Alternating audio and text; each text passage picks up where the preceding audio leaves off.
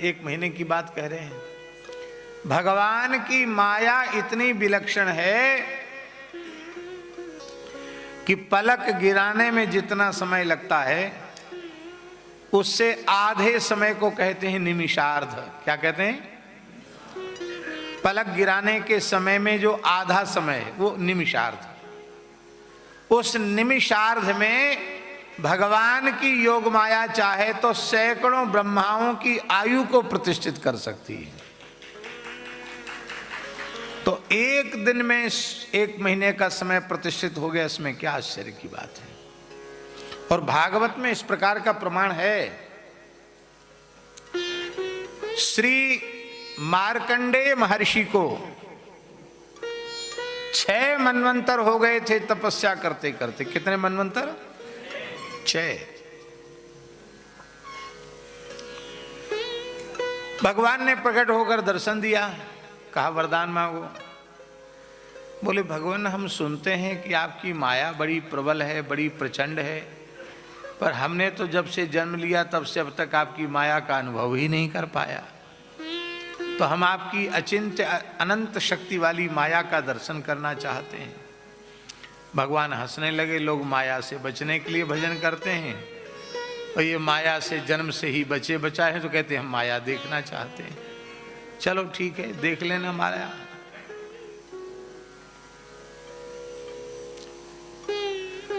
भगवान तो अंतर्धान हो गए और महर्षि मार्कंडेय जी अपनी यज्ञशाला में बैठे थे, हवन कर रहे थे और हाथ में आहुति लेकर उन्होंने ओम नारायणाय नमः स्वाहा। अब समिद्धतमोग्नो जुहियात, प्रज्वलित अग्नि में हवन करना चाहिए। प्रज्वलित प्रचंड अग्नि में एक आहुति के जलने में कितना समय लगेगा बोलो? खूब धधकती हुई आग हो, खूब लपट उठ रही हो और एक आहुति दो तो उसको जलने में कितना समय लगेगा? एक पलक का भी समय नहीं लगेगा। उससे भी आधे क्षण में महर्षि मार्कंडेय जी को अनुभव हुआ कि हाथी की सूंड के जैसी मोटी मोटी धाराएं आकाश से गिर रही हैं। महाप्रलय हो गया, भूर्भुवस्व सब जलमग्न हो गया। कहीं कोई किसी का नाम निशान नहीं दिखाई सुनाई पड़ता है। हजारों लाखों वर्षों तक वे उसी समुद्र के जल में, प्रलयकालीन जल में इधर से उधर लहरों में डूबते उतराते रहे। कभी किसी बड़े मगरमच्छ के पेट में भी चले गए, फिर बाहर निकल आए। लगा लाखों करोड़ों वर्ष उनको हो गया। अब तो लगता था कि अब हम बच नहीं सकते, हाय हाय, बड़े व्याकुल हो गए। तब तक उन्होंने देखा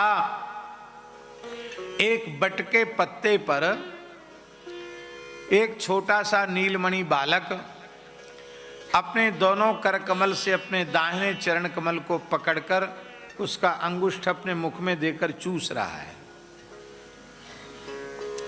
मन में विचार करने लगे कि कोई भी जीवित नहीं रहा, यह बालक कैसे बच गया? इतना छोटा बालक वो पत्ते पर खेल रहा है। समझते देर न लगी। लगता है अखिल भुवन का कर्ता धर्ता संहर्ता यही है, परमात्मा है, इस रूप में उपस्थित हुआ है। तब आपने स्तुति की, करार विंदे पदार विंदम मुखार विंदे विनिवेशयंतम बटस्य पत्रस्य पुटेशयानम बालम मुकुंदम मनसा स्मरामि। और बाल मुकुंद भगवान हंसे सो वो भीतर चले गए उनके। न जाने कितने तरह की सृष्टि देखी, कितना ब्रह्मांड देखा। अपने आश्रम में भी रहे, हजारों लाखों वर्ष तक अपने आश्रम में रहे, तपस्या भी की और फिर बाहर आ गए। फिर बाहर आए तो फिर देखते हैं हम उसी समुद्र में उतरा रहे, तैर रहे हैं। फिर अरे फिर विपत्ति में पड़ गए। तब तक क्या देखते हैं, जैसे झक्की सी खुली उनको लगा कि हम तो अपनी यज्ञशाला में हवन कर रहे हैं, अभी नारायणाय नमः स्वाहा कहकर जो आहुति दी थी वो जलकर भस्म नहीं हो पाई थी, इतने के बीच में इतना सब अनुभव हो गया। ऐसे ऐसे कांप रहे थे, पसीने से लथपथ हो रहे थे। भगवान प्रकट हो गए, बोले ये कुछ नहीं, ये सब मेरी माया है। बोले बस बस देख लिया, अब नहीं देखना, पेट भर गया आपकी अचिंत्य शक्ति। इसलिए मार्कंडेय जी का एक नाम है माया दर्शन। क्या नाम है? माया का दर्शन उन्होंने किया। अब मेरी माया कभी तुम्हें प्रभावित नहीं करेगी।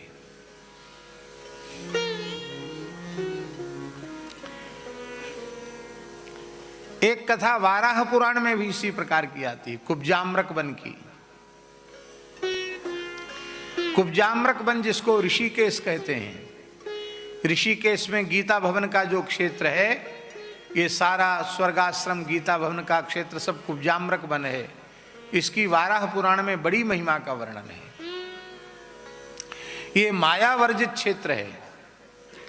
यहां रहने वाले मरने वाले कीट पतंग भी मोक्ष को प्राप्त करते हैं, ऐसा लिखा है। यहां एक महात्मा निवास करते थे। उन्होंने भी भगवान की माया को देखने की इच्छा व्यक्त की।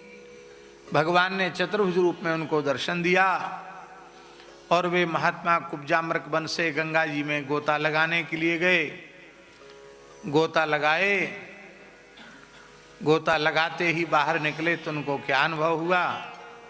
गोता लगाते ही कि हम तो कहीं ऐसे क्षेत्र में पहुंच गए हैं जो मछुआरों का क्षेत्र है।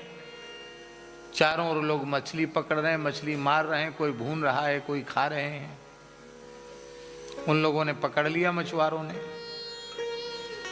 और जबरदस्ती एक मछुआरिन के साथ ब्याह भी कर दिया। तमाम लड़के बच्चे भी हो गए। और इसके बाद बड़े दुखी हो गए कि हम तो देखो कैसे ऋषि थे, महात्मा थे, हमारा ब्रह्मतेज नष्ट हो गया, कहाँ चक्कर में फंस गए आकर के। दर्जनों बच्चे हो गए।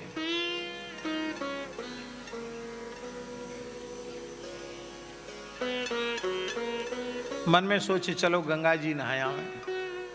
जैसी गंगा जी में गोता लगाया तो क्या देखते वहीं ऋषिकेश की गंगा जी में खड़े हैं।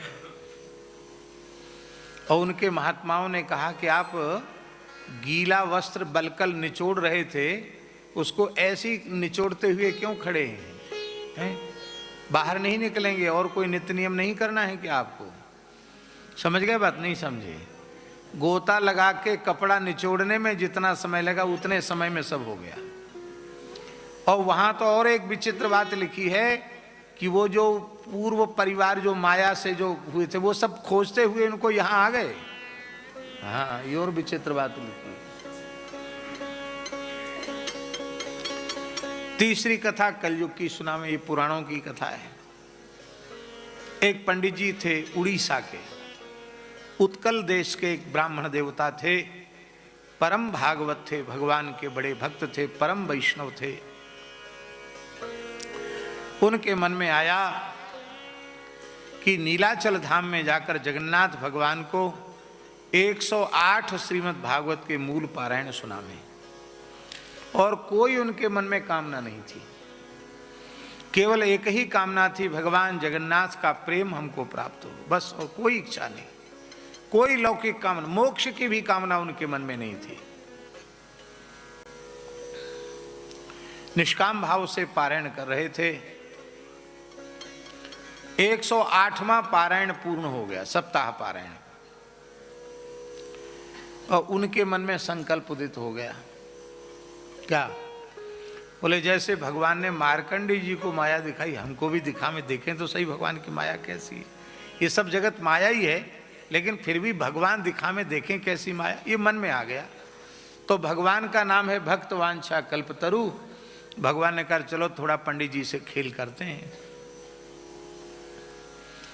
तो पंडित जी ब्राह्मणी से बोले कि देखो देवी वानप्रस्थ का नियम लेकर के रह रहे थे। बोले देखो ब्राह्मणी देवी, आज हमारी भागवत की पूर्णाहुति हुई है, हमारे अष्टोत्तर सतपाठ का अनुष्ठान पूर्ण हुआ। आज सायंकाल को हम लोग उत्सव मनाएंगे, लेकिन अभी तो हम मध्याह्न संध्या करने के लिए समुद्र में जा रहे हैं, स्नान के लिए जा रहे हैं। तब तक तुम थोड़ी सी खिचड़ी बना लो। क्या? ठाकुर जी के भोग के लिए खिचड़ी बना लो और बढ़िया उत्सव मनाएंगे शाम को। अभी खिचड़ी पा करके थोड़ा विश्राम करेंगे, इस भाव से। और उड़ीसा के लोग खिचड़ी के प्रेमी भी होते हैं। उड़िया मांगे खिचड़ी, बंगाली मांगे भात, और साधु मांगे दर्शन तेरा और महाप्रसाद। ठाकुर भले विराजे जी उड़ीसा जगन्नाथपुरी में, कबीरदास जी का पद है। आज भी उड़ीसा में मंदिर में गाया जाता है ये पद, ठाकुर भले विराजे जी उड़ीसा जगन्नाथपुरी में। तो ब्राह्मणी ने खिचड़ी बनाने की तैयारी की और पंडित जी गए कहाँ? महोदधि स्नान के लिए। जैसे ही समुद्र में लहर आई, उस लहर में उन्होंने गोता लगाया। ऐसे ही लगाया जाता समुद्र में गोता, लहर आवे तो सिर नीचा कर देते हैं। और जब लहर से बाहर निकले तो वो क्या देखते हैं कि हम काशी दशाश्वमेध घाट पर खड़े हैं। कहाँ? काशी के दशाश्वमेध घाट पर खड़े हैं। चारों ओर देखने लगे, ये जगन्नाथपुरी तो नहीं है, ये कौन सी नदी है? लोगों से पूछ ले कौन सी नदी है। अरे क्या पंडित जी आप बात करते हो, साक्षात भगवती भागीरथी त्रिभुवन पावनी गंगा जी हैं, ये कौन सी जगह है? पागल हो गया? काशी है, काशी। ओ काशी है। हम मन में सोचें कि हम उनको, इन लोगों को कहें कि हम तो अभी जगन्नाथपुरी में थे और अभी दूसरे क्षण यहाँ आ गए, तो लोग कहेंगे कि निश्चित ये पागल हो गया है। इसलिए कुछ बोले नहीं, खड़े खड़े सोच रहे थे कि अरे क्या हो गया, मैं कैसे आ गया। और खाली एक धोती पहने हुए, वो धोती भी गीली है, कोई कपड़ा नहीं, कोई लत्ता नहीं, कोई दूसरा सामान नहीं। एक पंडित जी और आए थे, उन्होंने भी मध्याह्न स्नान किया, संध्योपासन किया, और इन ब्राह्मण से संस्कृत में ही उन्होंने संभाषण किया। बोले आप कैसे आश्चर्यचकित होकर यहाँ खड़े हैं, क्या है, कहाँ जाना है, गीले वस्त्र से क्यों खड़े हैं, चलिए मेरे साथ। तो बड़े स्नेहपूर्वक वो अपने घर ले गए। घर में बढ़िया कपड़े लत्ते दिए, सुंदर भोजन कराया। अब पंडित जी को वहां जाकर पता चला कि जिन ब्राह्मण देवता ने हमको अपने घर पर आश्रय दिया है, वे काशी के बहुत बड़े विद्वान हैं। सभी दर्शन, सभी ग्रंथ बिना देखे पढ़ाते हैं, षडंग वेद के बड़े विद्वान हैं। तो देखो एक ब्राह्मण की पहचान बतावें। ब्राह्मण का सहज लक्षण है कि वो जब तक जीता है तब तक विद्यार्थी बनकर जीता है। किसी का पढ़ने से पेट भर जाए तो उसको ब्राह्मण नहीं मानना चाहिए। सच्चा ब्राह्मण वो है जो कभी पढ़ने से तृप्त न हो, हमेशा भूख बनी रहे कि मैं कुछ पढ़ूं, मैं कुछ पढ़ूं। पढ़े, खाली भूख ही ना बनी रहे, भूख रहती तो खाने का कोशिश करता है। पढ़े।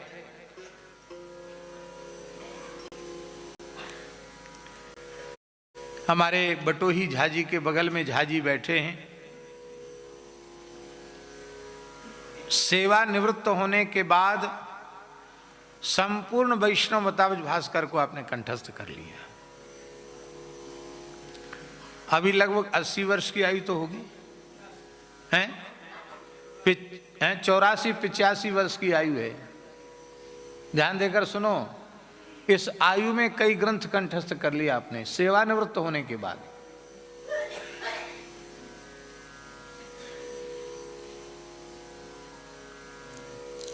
पढ़ने की कोई आयु नहीं होती है, इसलिए लिखा है यावत जीव मधीते विप्रः, ब्राह्मण जब तक जिए तब तक पढ़े। हम आपको सत्य कहते हैं, हमको अभी भी पढ़ने की इच्छा होती है कि हम सब छोड़ के कहीं पढ़ने लग जाएं, अभी भी पढ़ने की इच्छा होती है।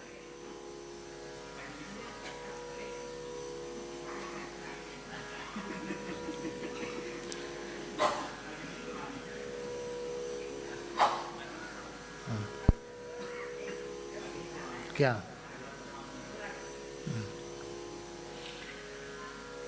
तो आज भी हमको कुछ न कुछ नया पढ़ने की इच्छा होती है।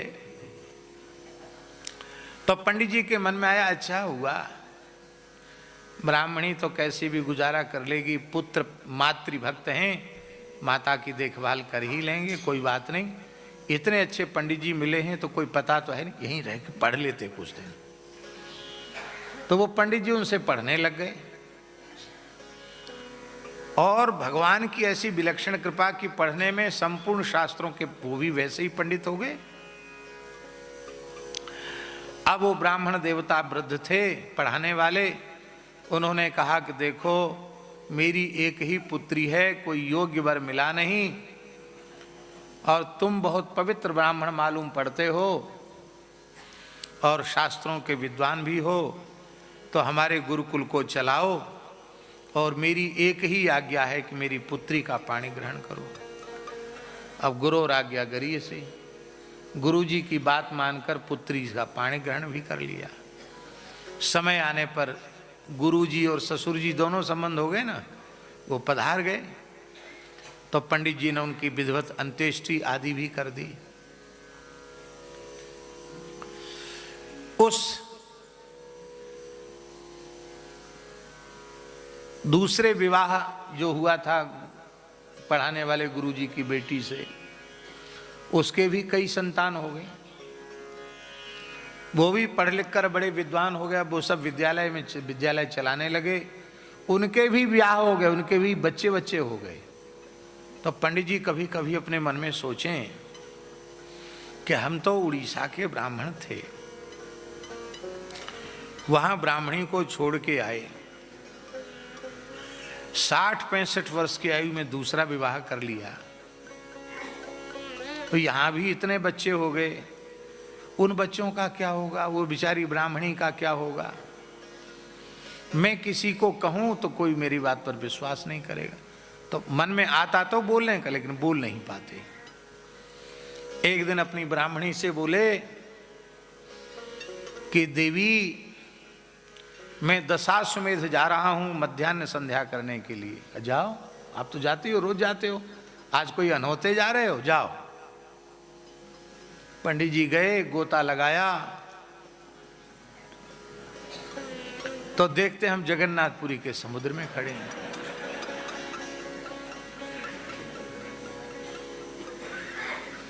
मन में सोच, अरे ये क्या हुआ, बनारस कहां छूट गया, ब्राह्मणी कहां गई, बच्चे नाती पोते कहां गए।